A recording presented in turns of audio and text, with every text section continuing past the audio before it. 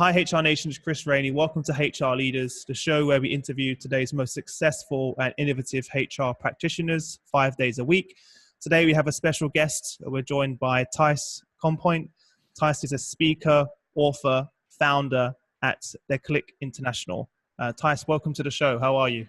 Hi, Chris. I'm great. Thank you. Thank you so much for having me. It's a great pleasure to be here Fantastic. today. Well, it's great to finally get you on the show. So we made it happen. So you mentioned before then to break them down into some more concrete sort of tactical takeaways. So can you share some of those with us? So starting at the beginning of the first area. Oh, yeah. So it's about acknowledging your dark radar, right? Yeah, exactly. Bias. So yeah. There are three types of interventions to go beyond your bias. You can either work on, you work on the context in which you take decisions. You can work on yourself, your self-awareness, and you can reprogram your brain that's working on yourself. And you can also work on your processes. So there are lots of things that you can do. I'll give you some my favorite tactics, but I'm not exhaustive. So why is it important to work on your context? You see, the conscious part of our brain consumes a lot of energy. Our brain, it's only 2% of our body mass, but it consumes 20% of our energy. So the more tired you are, the more hungry, the more thirsty, the more in a hurry you are, the more prone to bias you are, because you don't have, your body doesn't have enough energy to give it to your conscious brain and, in the conscious decision making. So to work on your context, especially, when you, for instance, if you are a HR director, if you are participating in an assessment center, if you are reviewing CVs, if you are going through a calibration session, a succession planning session, it's very important to plan enough time, because you need, in order to take more conscious and more objective decisions, you need to slow down a little bit. You have to have enough time, and you have to make pauses. Your brain, you cannot overload your brain with other stuff, otherwise you will make a biased decision. You will make biased decisions. No, simply by being, if you avoid maybe party too much or drink too much the day before. Don't do it on a Monday morning. Exactly. You see, so you have to be, providing people with drinks and light snacks. People have to be hydrated. They have to be well fed. If you are hungry, that's terrible. That's when you take it's the just most. Because your brain's looking for the quickest decision, and then naturally it's going to go to what it knows. What it's used to looking at. What a reflection of yourself almost. Exactly. Your default mode is yourself. It's taking. Well, scientists say that 95% of the time we are just led by our unconscious minds, unconscious brains, because it saves us a lot of energy, actually. So in order to take conscious decisions, you need to be, you need to work on that context. Yeah. So that's one thing. Mm-hmm. The other thing, to work on yourself, it's about self-awareness, and it's about reprogramming your brain. This one of the things you can do. Have you heard of the implicit association tests? No. It's a test that's been developed by Harvard. It's an online and free test that allows us to measure our unconscious bias in different areas. Really? Okay. Yeah, so you can do it. If it takes 10 minutes, you have to be, sit in a quiet space, and you can, and it's really revealing, because, you can find biases that you wouldn't suspect at all. It allows you to find out a little bit more about yourself. You have to be ready, because it can be uncomfortable to find out your results. So that you can take an implicit association test on Google. Just go to Google and type that in Harvard, and you will find it. You can also coach yourself by asking yourself powerful questions when you are taking decisions about people. Now, there are two questions are my favorite ones. There is one question that is simply to ask every time you are taking decisions about people. Could be hiring, promoting, rewarding decisions. Ask yourself, where is the bias in this situation? because there is always a bias, actually. So asking yourself, it prompts you to see where the bias is. Another very powerful question that I find is to ask yourself, especially when you're hiring, when you want to bring somebody new to your team, is what new perspective does this person bring to my team? And it's a great question that you can use it whenever the fit questions comes into play, because very often when people say, will this person fit into our team or our culture? This is the affinity bias disguise. Yeah, you're looking for the team of people that look like you, and there's no value in that, really. Exactly. You want diverse mindsets and perspectives, as you just said. What new insights can this person bring? Exactly. So what new insights can this person bring? That's something you can do. And then regarding how to reprogram your brain, so there are lots of different ways you can do that. But a very easy, well, it's not easy. It's a simple thing, but it's not easy, is you have to go towards people who are different from you. Especially if you've identified that you have bias towards certain groups of people, you have to try to make connections with people who are different. And when, for instance, you are in the office, who do you have lunch with? Who do you have a coffee with? Try to multiply the social interactions with people who are different from you. Mm-hmm. And whenever you are interacting with people who are different with you, you have to try to find which similarities there are between the two of you. What's the common ground? Because in that way, you will reprogram your brain to see that person in that group of people as part of your in-group. Yeah. So does it make sense? What I'm saying? Yeah. So it's a simple tip, but it's not easy because it involves you making really an effort to go towards people and to interact with it's people. Not easy for everyone to do that, but that's exactly what you should be doing, almost going towards that, and it will feel more comfortable once you start having those conversations, right? Exactly. So that was the fairness bit. Mm-hmm. Do you want me to carry on with the carry on. This is amazing. Yeah. So when it comes to empathy, so the key here is to put yourself in other people's shoes. I'm conscious of the time as well, Chris, so I don't want to. Don't worry, that's fine. Keep going. So it might sound so basic, but it's not that basic. As an inclusive leader, you really should be curious about people.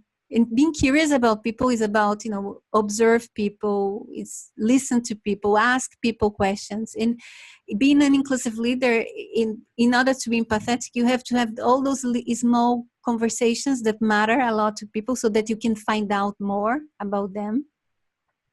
And I'll share with you something that happened to me. It's a personal story. Cool. And it's how a leader, he multiplied by 1,000 my motivation to do a job for him. That's a big statement there. And he did that. And he did that in only 3 minutes. Okay. Yeah. So here's what he did. So at that time, that it happened a few years. It happened 13 years ago. I never forgot that story. It only took 3 minutes. At the time, I was going to, I was coming back from my 3rd maternity leave. And I was going to start working with a company, And the CEO of that company, it was a big company, 40,000 people were working on that company. I had only met that guy for once before, right? And completely by chance, we met during a conference. And he saw me, he recognized me, he came towards me, he remembered my name. And then he asked me a few questions that my line manager at the time hadn't asked. He said, "Hello, Thias, how are you? How are you, getting back to work? How is your baby? Do you have everything that you need? What else do you need? Please tell me. I really want to make sure that you have everything that you need to do this mission. What can I do for you? I'm totally at your disposal." Wow. And it's as simple as that. And he knew about me, he was curious enough to know who I was, my situation, remember it, and ask me questions. So it can be as simple as that, right? Yeah. And maybe another tip when it comes to empathy is that it's important that you are curious about people, but it's also important that you understand your impact on people. And whenever I'm doing trainings and I'm interacting with companies, I'm always amazed to see how little people ask for feedback on their leadership styles. Because I always ask people, how many of you are asking, to your team members, about you in your impact, on them. And not many people, because it's not easy, isn't it, to get feedback? No, because a lot of people are scared of what they're going to hear. Exactly. So a lot of people don't ask for feedback because no one really wants to hear the negative, right? Which is almost crazy, because that's where your opportunity is to improve. Exactly. And that's people why don't want to hear that, unfortunately. Maybe that's why I find the most smart way to get really meaningful feedback is to ask questions about the future, not about the past. It's when you are working with people and you say, how, for instance, in terms of communication, how often do you want us to communicate on this project? This is what I mean. What else? Yeah, what else do you need from me? Is there anything that I could change that would make your life easier, to work in this team or whatever? But it's about, how can I better support you? Yeah, you're asking the same question, but you're framing it in a different way, a more positive way, to talk about the future, and rather than the past, which isn't really going to help the future. So, yeah, very interesting. Yeah, interesting. And then what else? When it comes to igniting, the power of inclusion by being proactive, I think one thing that is very, very important is to mentor and to sponsor people who are different from yourself. In particular, if those people are not part of the majority in your organization, because we know that the thing that most helps people in their careers is when they are sponsored by people. And often when I ask people who have helped you in your careers, and who have you helped so far, and how similar were those people to you, very often we are getting support from people who are very similar to us, and also supporting people who are similar to us as well. And often, especially when you are part of a minority group, you often, because of affinity bias, you lack in your network of influential people who are the decision makers. Yeah. So. Yeah, you're right, because that's another thing. Because I felt that in a previous company that I worked in, although I was one of the most successful managers, I didn't hang around. I didn't the social circle of the other directors when they went out for drinks, or I didn't drink, or I didn't smoke. So I didn't go out to the after work drink groups with all the other directors and leaders. So I kind of wasn't part of that circle in a way, although I was very successful what I did. And when it came to, promotions or other things like that, I wasn't really, front of mind. There was an unconscious bias because, they're hanging around with the same people for lunch, after work, whereas I kind of just kept to myself and my team. So I kind of relate to that from that perspective, as well. You were raising such an important point, Chris, because how when you are interacting socially with people, it does have an impact, isn't it, in our careers? 100%. And I see lots of companies. I recently I had a client in the investment world, and they were doing the right things, in terms of reviewing the processes to make sure that they are biased processes, and trainings, etc. But there was still, we did an inclusion scan with them to focus, lots of focus groups, to understand really how included people felt in that organization. And obviously, the question of the old boys club. Yeah, so that's what I mean, exactly. It came so. Because a lot of people don't want to be part of that, and they may not fit into that, Exactly. In lots of women, they brought up the thing like, okay, we, even when we travel, and then there is the after, you have the event, you have the client, and then there's the after event. The after, that's what I mean, yeah. And everything happens at that moment, That was one of the things that came up with Nike. I don't know if you saw the recent, articles with Nike, and that was something that the female leaders brought up as, the boys club, the Nike boys club felt they were left out of those after work, social activities, and they felt excluded from that. And you cannot deny that that's very meaningful. And of course, when it comes to unconscious bias, people are going to, when they're talking about, filling a new position or who's going to be the next, director of this division, it's going to be the people they spend all their time with and that they go out with and that they're close with, right? And again, I'm not saying they're doing it intentionally, but they're definitely doing it unconsciously. Yeah, exactly. So and that's why it takes intentionality exactly to overcome that. So as an inclusive leader, because sponsoring someone is really about advocating for that person when the person is not there. Whose doors are you opening to? When those meetings are happening, are you opening doors for the usual people, the usual profiles, or are you expanding your network? And I think mentoring and sponsoring people who are different from you, it also helps you as a leader to really expand your network. And that's so important nowadays. The more diverse is your network of people, the more connected you are with the marketplace, the workplace, the trends around the world, in terms of, demographical change, cultural change, technological change. So it's good. It's really a two-way thing. It's about supporting people, but also becoming a more aware leader, of what's going on and what are the needs, of your clients, of your exactly. And that's where the innovation piece comes in, right? That's where the link. One thing I'm fascinated is the link between innovation and diversity. I think that's a really important piece. As you said, if you expose yourself to different thinking, different cultures, etc., then you're gonna. That's where the best innovation comes from.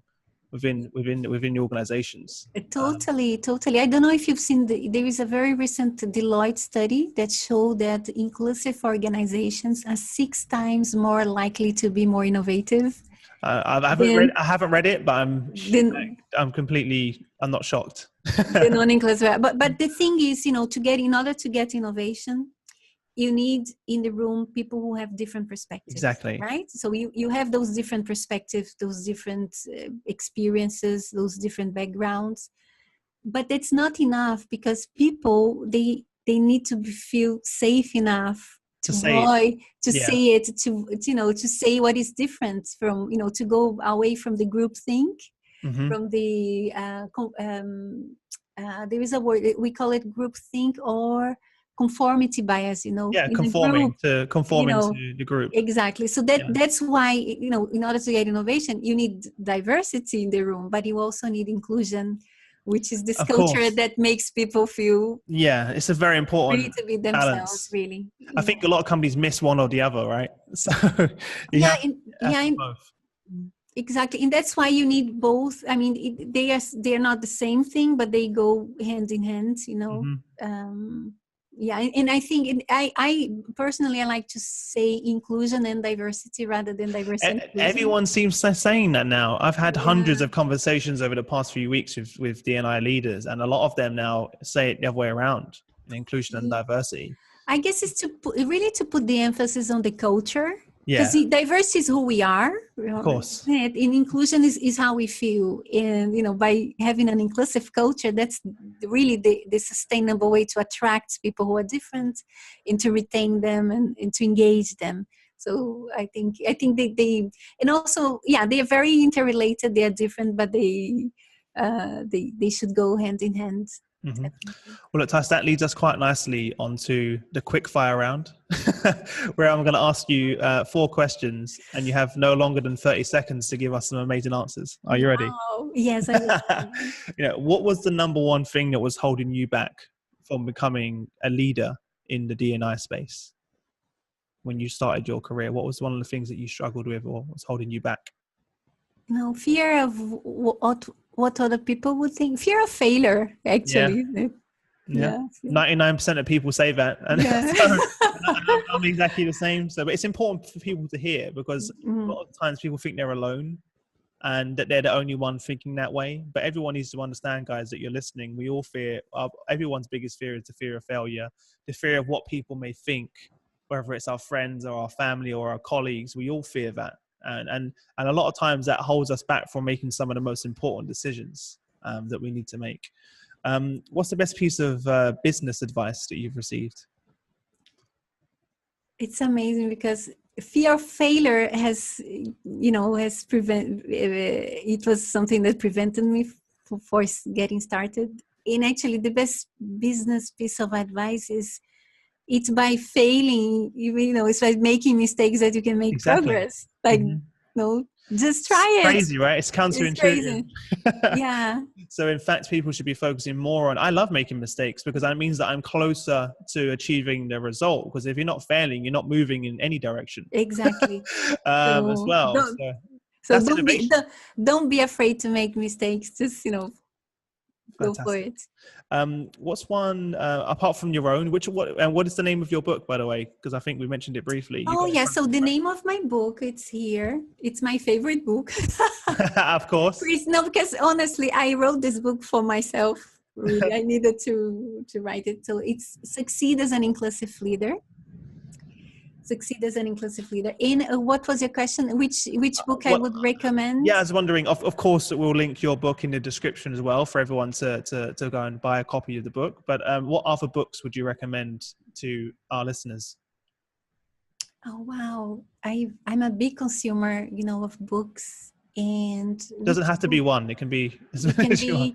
It can be a few books. So there is a book. Well, this book really changed my perception. It was my first encounter with unconscious bias. And it's a book by Bina Kandola. And it's called, I think, The Value of Difference.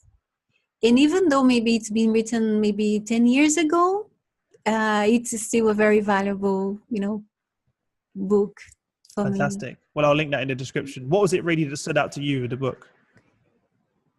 Sorry, can you repeat? What did you take away from the book?